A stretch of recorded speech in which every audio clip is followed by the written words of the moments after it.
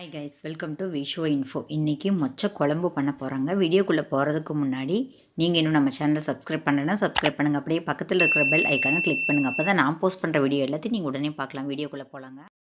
பாருங்கள், இதுதான் மொச்சக்காய். இதிலிருந்து தோலை உரிச்சிட்டு பார்க்கலாங்க. பாருங்கள், மொச்சையோட மேல் தோல் உரிச்சாச்சு. இப்படி தான் இருக்கும் பாருங்கள். மொச்சையை ஒரு 2 மணி நேரம் நல்லா ஊற வச்சுக்கணுங்க. ஊறினதுக்கப்புறம் பார்க்கலாங்க. பாருங்கள், நம்ம மொச்சையை ஊற வச்சுருந்தோம் தண்ணியில், அது நல்லா ஊறிடுச்சுங்க. இப்போ அதில் இருக்கிற தண்ணியெல்லாம் வடிச்சாச்சுங்க. பாருங்கள், அந்த மாதிரி ஊறி இருக்கிற மொச்சையை இப்படி நம்ம ப்ரெஸ் பண்ணணும்னா பருப்பு தனியாக தோல் தனியாக வருங்க. இந்த மாதிரி தான் எடுக்கணும். இப்படி நம்ம ப்ரெஸ் பண்ணோம்னா பருப்பு தனியாக தோல் தனியாக வந்துடும். இந்த மாதிரி தான் எடுக்கணும். நல்லா ஊறி இருந்தால் மட்டும்தான் இப்படி நம்ம ப்ரெஸ் பண்ணும்போது வரும்.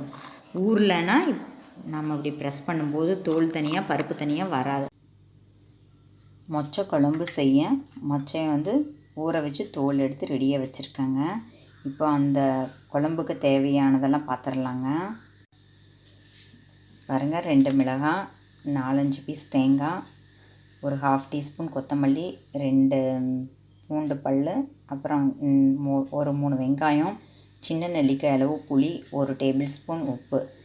இது எல்லாம் ஒன்றா அரைச்சிக்கணுங்க. புளியை தவிர மிச்சம் எல்லாத்தையும் தண்ணி ஊற்றி மையாக அரைச்சிக்கணுங்க. அதுக்கு முன்னாடி நல்லா வதக்கிக்கணும். புளியை மட்டும் கரைச்சி வச்சுக்கணுங்க. அப்புறம் நான் மொச்சை பருப்பு காமிச்சேன் பார்த்தீங்களா, அதை நல்லா வேக வச்சு எடுக்கணுங்க. ஒவ்வொன்றா பார்க்கலாங்க. இப்போ இந்த சாமான்கள்லாம் வதக்கும்போது 1 ஸ்பூன் கசகசா இருந்தால் நாம் எடுத்து வச்சுருக்கிற பருப்புக்கான அளவு சொல்கிறேங்க. எல்லாமே 1 ஸ்பூன் கசகசா சேர்த்து வதக்கிட்டு அரைக்கணுங்க. இப்போ என்கிட்ட கசகசா இல்லாதனால சேர்க்கலைங்க. இந்த குழம்புக்கு மெயினாக கசகசா சேர்த்து சூப்பராக இருக்குங்க. பாருங்கள், இதெல்லாம் வதக்கி அரைக்கணும்னு சொன்னேன் இல்லைங்களா. புளியை தவிர்த்து எல்லாத்தையும் வதக்கி அரைக்க போகிறேங்க. புளியை ஊற வச்சுருக்கேங்க. இப்போ எப்படி வதக்குறதுன்னு பார்க்கலாங்க. இதெல்லாம் ஒன்றா சேர்த்து கொஞ்சம் எண்ணெய் ஊற்றி நல்லா வதக்கிக்கலாங்க. வதங்கினதுக்கப்புறம் ஆறின உடனே அரைச்சிக்கலாங்க. இப்போ ஒரு 1/2 டீஸ்பூன் எண்ணெய் ஊற்றிக்கிறேங்க. இது நல்லா 1 நிமிஷம் வதங்கட்டுங்க. இப்போ இந்த குழம்பு ஒவ்வொருத்தரும் இப்போ நான் வெங்காயம் பூண்டு சேர்த்துருக்கேன் பார்த்தீங்களா, இதை டைரெக்டாக அடுப்பில் சுட்டு கூட பண்ணுறவங்க இருக்காங்க. எனக்கு வதக்குனா பிடிக்கும் அப்படிங்கிறதுனால நான் அந்த வெங்காயம் பூண்டை டைரக்ட் ஃபயரில் சுடாமல் செஞ்சுருக்கேங்க. ஆனால் அப்படி ஒரு மெத்தட் இருக்குது அப்படிங்கிறது உங்கள்கிட்ட நான் சொல்கிறேங்க. எனக்கு வதக்குனாலே போதும், அதனால் நான் வதக்கிக்கிறேன். இன்னும் 1 நிமிஷம் வதங்கட்டுங்க, பார்க்கலாம்.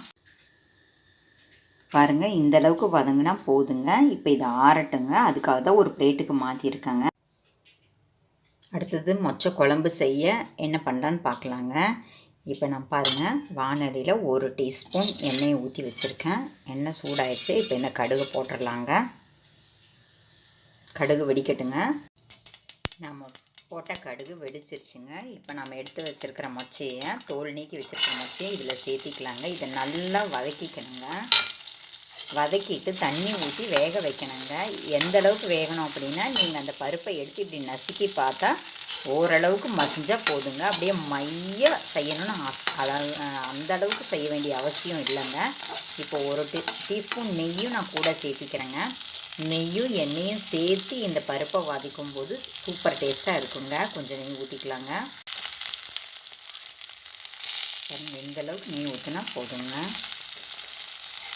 வதக்கிறதுல தாங்க விஷயமே இருக்குது. எண்ணெயும் நெய்யும் கலந்து இந்த மொச்சப்பருப்பை நல்லா வறுத்துட்டோம்னா சீக்கிரமாக வெந்துடுங்க. தண்ணி ஊற்றி நம்ம வேக வைக்கும்போது சீக்கிரமாக வெந்துடுங்க. இப்போ நம்ம இப்படி வதக்கிறதுனால என்ன அட்வான்டேஜ்னு கேட்டிங்கன்னா, இதோட பச்சை வாசனை போகிறதும் இல்லாமல் இதை இப்போவே கொஞ்சம் பாதி சாஃப்டாகிடும். அப்புறம் நம்ம தண்ணி ஊற்றி வேக வச்சோன்னா இன்னும் சீக்கிரமாகவே வெந்துடுங்க. குக்கரில் சாதத்துக்கூடையும் வைக்கலாம். ஆனால் அதை பக்குவம் பார்த்து இறக்கணுங்க. ஒரு சவுண்டு விட்டு இறக்கணும். இல்லாட்டி ரொம்ப அப்படியே மைய வெந்துடுங்க. அந்தளவுக்கு இது தேவையில்லை. அப்புறம் குழம்புல போட்டு கொதிக்கும்போது நம்ம எண்ணெய் போட்டோம்னே தெரியாத அளவுக்கு மசிஞ்சிடும். அதனால தான் இப்போ நான் இதை தனியாக போட்டு வேக வைக்கிறேங்க.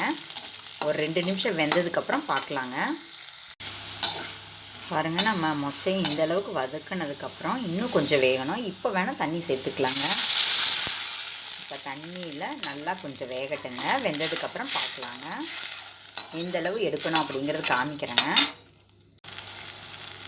பாருங்கள், மொச்சை வெந்துட்டுருக்கு. நான் புளியை கரைச்சி வச்சுருக்கேன்னு சொன்னேன் பார்த்தீங்களா, அந்த தண்ணியும் ஊற்றிக்கலாங்க. அதில் கொஞ்சம் நேரம் வேகட்டுங்க.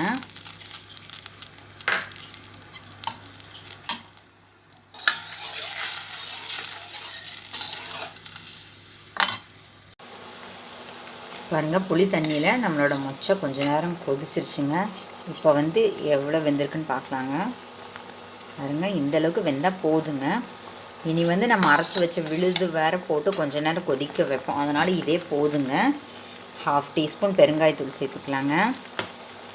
இப்போ நம்ம அரைச்சி வச்ச விழுதை இதில் ஊற்றிக்கலாங்க. இதில் கொஞ்சம் நேரம் கொதிக்கட்டுங்க. இதுக்கு மஞ்சத்தூள் எதுவும் நீங்கள் சேர்க்கக்கூடாதுங்க. இது வந்து ட்ரெடிஷ்னல் ரெசிபி. எப்படி பண்ணணும் அப்படிங்கிறத நான் சொல்கிறேன். உங்களுக்கு வேணும்னா தாராளமாக சேர்த்திக்கோங்க.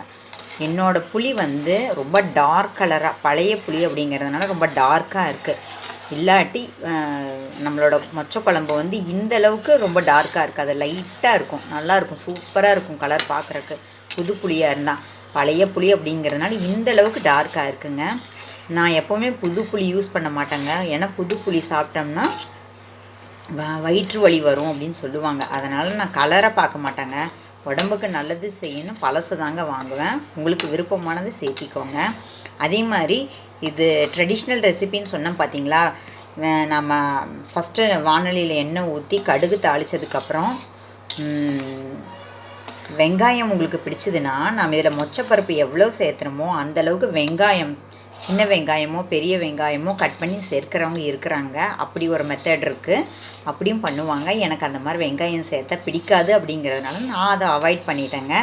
அப்புறம் தக்காளி இந்த ரெசிபிக்கு சேர்க்க மாட்டாங்க. உங்களுக்கு விருப்பம்னா சேர்த்துக்கோங்க. நம்ம போடுற புளியோட புளிப்பு இதுக்கு போதுங்க. அப்புறம் இதுக்கு வெல்லம் டெஃபினட்டாக போடணுங்க. உங்களுக்கு விருப்பம் இருந்தால் போடுங்க, இல்லாட்டி விடுங்க. நான் இந்த அளவுக்கு போட்டுக்கிறேங்க. உங்களுக்கு வேணாம் அப்படின்னா நீங்கள் அதை ஸ்கிப் பண்ணிக்கலாம்.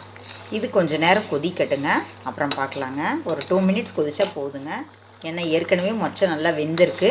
இப்போ அந்த நம்ம அரைச்சி விட்ட அந்த கிரேவி கூட நல்லா கொதிக்கணும் அப்படிங்கிறக்காக ஒரு 2 மினிட்ஸ் கழித்து பார்க்கலாங்க. பாருங்கள், டேஸ்டியான மொச்சை குழம்பு ரெடி ஆயிடுச்சுங்க. நான் வந்து எங்கிட்ட இருக்கிற பருப்பை போட்டு, மொச்சை பருப்பை போட்டு பண்ணியிருக்கேன். இது ஃப்ரெஷ் பருப்பில் மட்டும்தாங்க பண்ண முடியும், காஞ்ச பருப்பில் பண்ண முடியாதுங்க. அதனால் இது சீஸ்னல் ரெசிபின்னு நினச்சிக்கோங்க.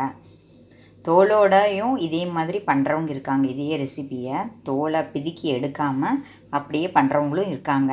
நீங்கள் அப்படியும் ட்ரை பண்ணி பாருங்கள், இப்படியும் ட்ரை பண்ணி பாருங்கள். பார்த்திங்களா, புளியோட கலர் ரொம்ப கருப்பாக இருக்கிறதுனால இந்தளவுக்கு டார்க்காக இருக்குது. இல்லாட்டி இந்த அளவுக்கு வராதுங்க, இந்த கலர் வராது, இன்னும் லைட்டாக தான் இருக்கும். அப்புறம் இனிப்பு உங்களுக்கு பிடிச்சா சேர்த்திக்கோங்க, இல்லாட்டி விட்டுருங்க. இது வந்து வைஷ்யா ஸ்பெஷலுங்க. அவங்க வந்து பித்திக்கின அணுமுழு புலுசு அப்படின்னு சொல்லுவாங்க. அவங்க வெங்காயம் பூண்டெல்லாம் சுட்டு தான் பண்ணுவாங்க. எனக்கு அந்த ப்ராசஸ் தேவையில்லை, நான் விட்டுட்டேன். இது வந்து இட்லி, தோசை, சப்பாத்தி, பூரி, தயிர் சாதம், சாதத்துக்கு பிசைஞ்சு சாப்பிட எல்லாத்துக்குமே சூப்பராக ஆப்டாக இருக்குங்க. ட்ரை பண்ணி பாருங்கள். என்னங்க, இந்த வீடியோ உங்களுக்கு பிடிச்சிருந்தா லைக் பண்ணுங்கள், ஷேர் பண்ணுங்கள், கமெண்ட் பண்ணுங்கள், ஞாபகமாக சப்ஸ்கிரைப் பண்ணுங்கள். ஓகே, பாய்.